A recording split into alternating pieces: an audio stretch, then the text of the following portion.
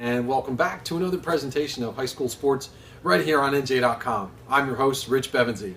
And with me today is Mr. Patrick Lanny, who you have to follow if you want to keep tabs on boys and girls bowling right here in New Jersey.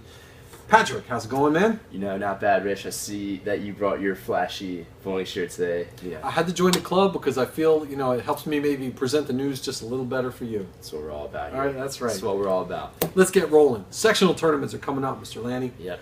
Now, excuse me.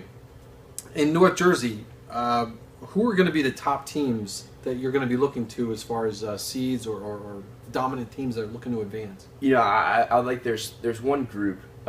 It's Group 2 in the North Jersey tournament. Okay. It features 3 teams in the top 20 right now. Mm-hmm. And that's Warren Hills at number 8, Holy Angels at 11, and Teaneck at 18. Okay. And, with the sectional tournaments, the top 2 advance. So it's going to be, one of those kind of interesting to see which one's the odd team out right now. 3-team race for a 2-man hole. Exactly. Got it. Okay. In Central Jersey, what are your thoughts there? I see South Brunswick and Howell ready to battle. two real top teams. Right. Very deep, talented at the top. A couple of really good bowlers on each squad. Amy Caruso of South Brunswick comes to mind. Obviously, she's a GMC individual tournament winner. Howell's got a couple of good girls too, and that should be definitely the highlight of the CJ Group 4 group. And then in Group 3, there's North Brunswick, Sayreville, and Woodbridge. Okay. Also all teams in the top 20, and that's same situation as we saw in North Jersey. Got it. Now I understand that for the South Jersey sectional, it's the theme is all the familiar faces are back. All the winners from last year are back to cause some havoc. Right. It's Brick Memorial in Group 4, Brick in Group 3. Mm-hmm. Manchester Township in Group 2, and Holy Cross in Group 1.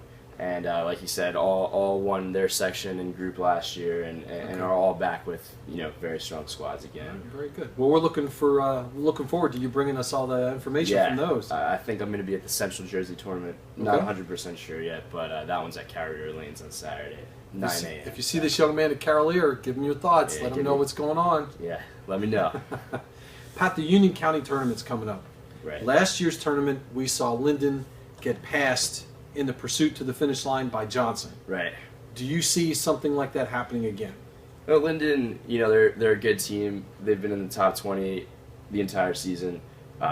So while it's very possible anything can happen on any day, I'm not going to count them out. Right. But Johnson's just incredibly strong right now, and they've got 3 guys over 200 with their main guy, Stephen Katowski, averaging a 218 right now. Mike Griffin, 208. Bob Weisennessi, 206. And then Nicholas DiGeronimo and Tom Malenga are 198 and 196 respectively. So really 5 guys right at the 200 mark, and those other guys. I would think you really have to respect a team that has 5 guys either above or right at the fringe of 200. That's the cut right there. Okay. You have that kind of stat. That's why you're ranked number 6 in the state. And as far as the individual race is concerned? Right. Andrew Dukowski from Linden is the returning champ, and you gotta like his chances. So. Okay. All right. He currently averages 223, so I think he's your man to watch. Definitely number 1 in the county right now. Now, what's going on in the short conference? I understand Christian Brothers and Middletown North are going head-to-head, and there's not much space separating these two programs. Right. This is something I featured in my Around the State story. It's up right now. CBA is 1 point ahead in the loss column. Okay. And these teams are actually going to meet on January 30th, and so look out for that. There are 2 bowlers, particularly on Middletown North, that I highlighted this week, and that's Joanne Doley and Casey Tumbletti.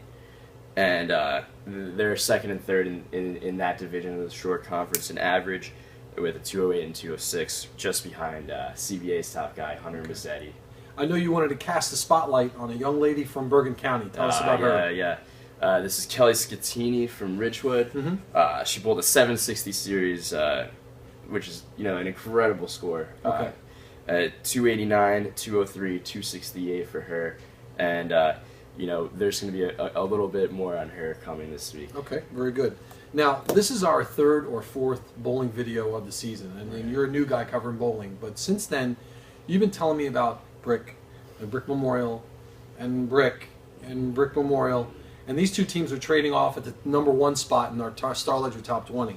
It's Patrick, what's the latest? Man, so a week ago they were down, way down in South Jersey at Laurel Lanes for the Snowball Classic, and Brick, walked away with that one with the team title. So just literally that day when I made Brick Memorial number 1, right. Brick beats him, and that's kind of the nature of the sport. Okay. And they're just two teams that, they're from the same town too, which makes it even better. The rivalry is tremendous. Okay. When I spoke to Brick Memorial's coach this week, he was saying just how special this rivalry is, and that's definitely something I'm going to feature in the next coming week. Probably next week, because they're going to square off for their final conference match. Okay. And so we'll look forward to that one. You've given us a ton of information. I know you're probably exhausted. You're dry of information, but what can we look forward to in the coming week?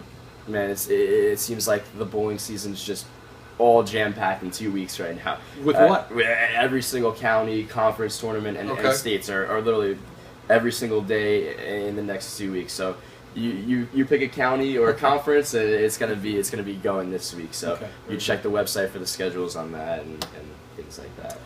The young man here to my left, Patrick Lanny, is doing a heck of a job covering girls and boys bowling in the Garden State.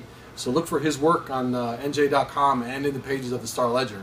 On behalf of Mr. Lanny, I'm Rich Bevensey, and you've been watching a presentation of high school sports right here on NJ.com. We'll see you next time. Bowling strikes. No gutter balls.